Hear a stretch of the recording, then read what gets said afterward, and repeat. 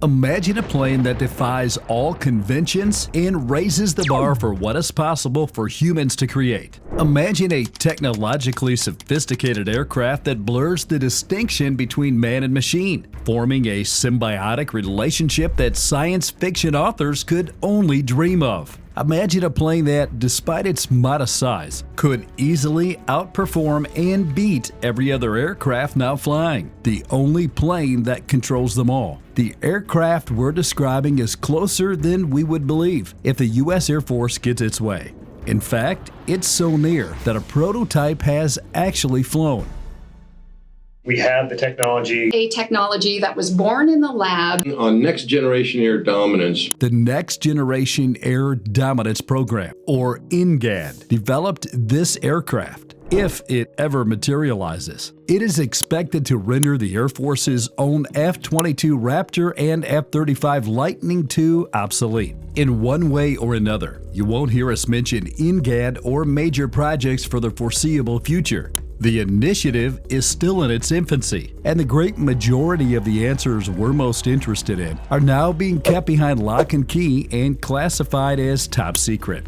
However, we're going to go deeply into what a next-generation fighter aircraft may be, what we know about the EMGAD, and when, if ever, it might seize control of the skies here in EMGAD's early days, before it's ever acquired its full name. The Defense Advanced Research Projects Agency, DARPA, said in March 2014 that the research known as the Air Dominance Initiative, which looked at the resources and technology that will characterize this subsequent generation of aerial warfare, had been finished.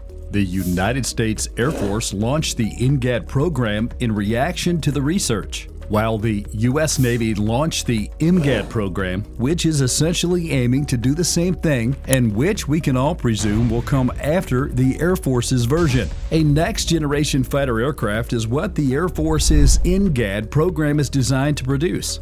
And for the majority of the world, producing a next-generation fighter would equate to producing a so-called fifth-generation aircraft. Fifth-generation fighter aircraft have a few essential features that set them apart from fighters in use across the globe, including improved stealth, supersonic flight capability, better avionics, and superior agility. However, the United States, China, and, if you're very naive, Russia all currently own fifth-generation fighters. This means that for the U.S., a next-generation fighter would advance toward a sixth-generation fighter that the globe hasn't yet managed to cross.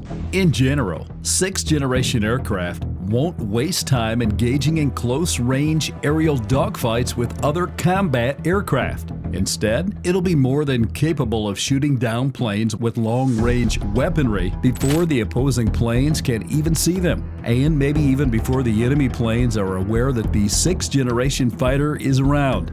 The ability to strike ground targets, participate in electronic and cyber warfare, and even go into space will undoubtedly be improved on the sixth-generation fighters. A sixth-generation aircraft will probably be able to operate in both human and unmanned modes, and as with all things 21st century, automation and artificial intelligence are essential. It may also operate as a command and control station in the middle of a battle, coordinating communications with unmanned drones, other fighter jets, ground troops, strategists at a base remote from the action, and even the plane's own array of very sophisticated sensors and technologies. The future fighter aircraft may be heavily reliant on data fusion, machine learning, and pilot virtual reality aids. Some theories predict that stealth technology may go much further, and that sixth-generation aircraft may carry laser-based directed energy weapons. In the next decades, the Air Force and the Navy of the United States anticipate retiring a number of older fighter planes, and no new F-35 purchases are anticipated to take their place. This implies that a sixth-generation fighter is the best method for the U.S. to maintain the stock of its bases and aircraft carriers. Like the majority of program details, the precise participants in the EMGAD program are presently unclear. However, considering that Northrop Grumman, Lockheed Martin have all stated their commitment to studying sixth-generation technology, it seems likely that at least one and maybe all three of these firms are participating with the EMGAD program. Given that Lockheed Martin specifically built both of America's fifth-generation fighters, they may be particularly well-equipped to support the Air Force in this situation. The Air Force said in 2020 that they had already created, put together, and flew a technology demonstration prototype, despite the fact that the EMGAD program is still relatively young, or at least that is how the public perceives it to be. Although it's unclear how many of the features that would eventually be included in the fighter were prepared for inclusion in this early prototype, the Air Force announced 2 years later that the EMGAD's technology had advanced enough for the program to enter the engineering, manufacture, and design phase. That is to say, the majority of the technologies that must be included in the fighter are already in the Air Force's possession. All that is left to do is to complete the design of the aircraft and determine how its manufacturing lines will operate. The EMGAD's technology demonstrator has allegedly broken several records, albeit it is unclear if these marks pertain to altitude, speed, payload, design, or any other category. There is no way to confirm any details of the EMGAD's real external look, despite a few pieces of artwork from Lockheed Martin that show a super advanced manned fighter that some experts think may be the EMGAD. It's difficult to determine if this indicates that the difficult portion is done or just beginning. Nevertheless, 3 years have passed since the announcement of a flying demonstration. Unlike the F-35 program, which took 6 years to get from the first flight of an experimental craft to the first flight of a production line model, the F-22 program took 7 years to complete from the first flight of an industrial prototype to the first flight of a development version of the aircraft, indicating that the EMGAD is now somewhere between a demonstration and the start of assembly line manufacturing. Comparatively speaking, the F-35 program saw the completion of flight testing for prototype variants of the aircraft after 3 years. And although we cannot guarantee that the EMGAD has done the same, it is perfectly conceivable that certain individuals with extremely high security clearance may be fully aware of the plane's inside and exterior. The cost of the EMGAD is another information that the Air Force has disclosed. The initiative sought $1.6 billion in funding for 2023, and estimates show that it would need an additional $11.7 billion from 2024 to 2027.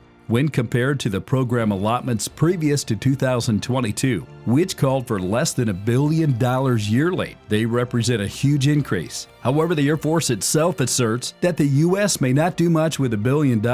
Regarding the plane itself, Air Force Secretary Frank Kendall has stated that a single EMGAD aircraft is likely to cost well into the hundreds of millions of dollars. This is more expensive than the F-22, which has a price tag of $143 million in today's dollars.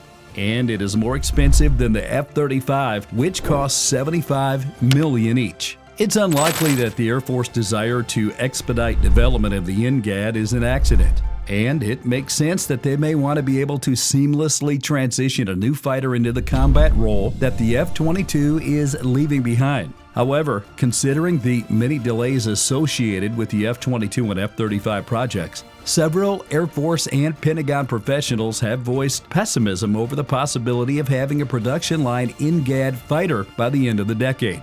It's natural to have some trepidation about a time frame this ambitious, but as we get closer to 2030, the chances of the Air Force being able to thread that specific needle in time diminish. Maybe a delivery date around 2035 will make a little more sense. For the record, it is quite doubtful that any other country would own its own sixth-generation aircraft by the time that deadline came around. So far, that is all we are aware of about the EMGAD's technical prowess, its potentially novel approach to the development of short-run, high-tech aircraft, and the prospective release date. But you can bet that we'll be back here on mega projects one day, delving into the sixth-generation fighter jet or maybe many planes that the EMGAD will deliver to the sky. Given how revolutionary this aircraft might be and how close it feels to an official declaration. That is all for this video. We'll be back soon with another informative video. Don't forget to like and share this video. Until next time.